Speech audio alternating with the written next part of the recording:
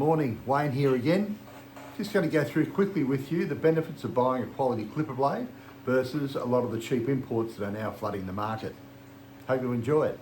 The first thing we'll examine is the actual hardness of the blade, and we'll do a quick comparison now to show you what to look for.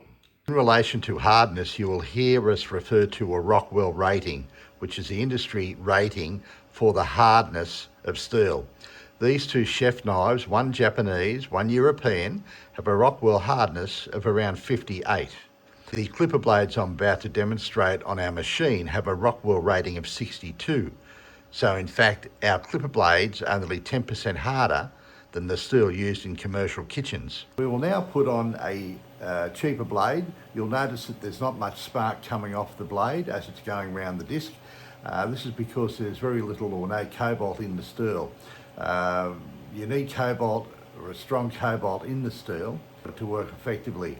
And you'll see from the demonstration I'm about to show you, this cheaper blade does not spark at all. And this is one of the telltale signs we see every day.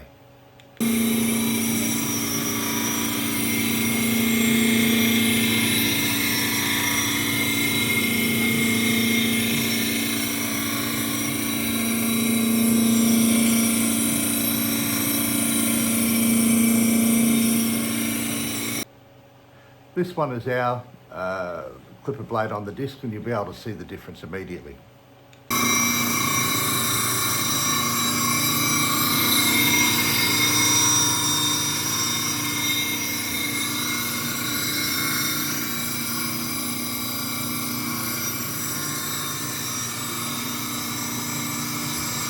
Now we'll have a quick look at the springs in your clipper blades and why it's important to have quality springs. Springs are a very important component of the clipper blade. To the left here we have a cheap imported spring, and to the right we have one of the springs off our clipper blades. The difference is our clipper blade is much stronger steel, hence it will hold the tension that is between your top cutter blade and your bottom cone blade. If the tension becomes weak, the clipper blade won't cut or function properly. The blade on the left, I can just about squeeze down the tension with my thumb and forefinger. However, with the blade on the right, we need a pair of multi-grips to adjust the tension before we test it, before we send them back to you. So springs are very important. Cheap blades, not so good. Good blade, lasts a lifetime nearly.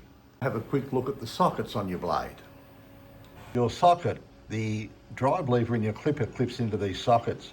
The one on the left is from an imported clipper, and quite often the socket will go out of shape very quickly because the steel is quite soft.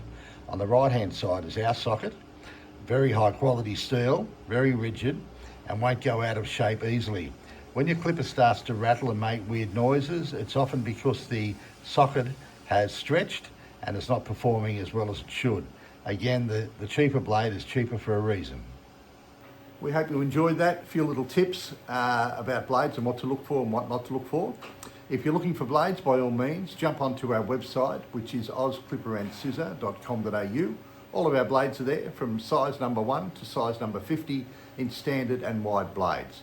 Guaranteed not to let you down. We've been bringing them in for 7 years, and our groomers all over Australia that have been using them absolutely love them and wouldn't consider buying a cheap import just because of price. Prices and everything, you do get what you pay for. Our blades on average range from around $49.90 up to about $69.90 for the average ones. Some of your number 2 and your number 1 blades that have a lot more steel are a lot dearer, of course.